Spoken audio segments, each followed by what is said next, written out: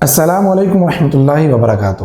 ناظرین کرام، وہ پیارے اعمال جن کی بنیاد پہ ہم جنت کے مستحق بن سکتے ہیں، اللہ کی جنتوں کے مہمان بن سکتے ہیں، اللہ مجھے آپ کو وہ اعمال کثرت سے کرنے کی توفیق عطا فرما دے۔ ان اعمال میں بنیادی عمل تقوی ہے، اپنے دلوں میں اللہ کا خوف، اللہ کا ڈر پیدا کرنا۔ وہی لوگ کامیاب ہیں جن کے دلوں میں اللہ کا خوف ہے، انہی لوگوں کے لیے یہ قرآن رحمت ہے۔ جن لوگوں کے دلوں میں اللہ کا خوف ہے، انہی لوگوں کو اس زندگی کا، اس قرآن کا احساس ہے، ایمان کی لذت اور حلاوت محسوس ہوتی ہے، جن کے دلوں میں اللہ کا خوف ہے۔ اور سب سے بڑھ کر اللہ فرماتے ہیں یہ وہ کامیاب لوگ ہیں جو میری جنتوں کے مزے لوٹیں گے۔ اسی بات کا اعلان اللہ رب العزت نے اپنے قرآن پاک میں سورۃ الحجر میں آیت مبارکہ نمبر 45 میں ارشاد فرمایا، ان المتقین فی جنات وعیون۔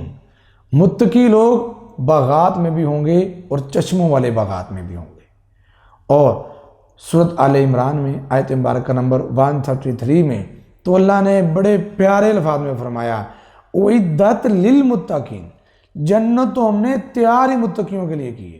متقی، تقوی والے، پرہیزگار، اللہ کا خوف دل میں رکھنے والے۔ جیسا کہ آپ علیہ السلام نے ایک صحابی کو نصیحت کی تھی، اس نے کہا کہ مجھے کوئی ایسی ایک نصیحت کر دیں کہ میرے لیے جنت میں جانے کا سبب بن جائے۔ آپ نے فرمایا، اتق اللہ حیث ما کنت، جہاں پہ بھی ہو اپنے اللہ کا ڈر اپنے دل میں رکھنا۔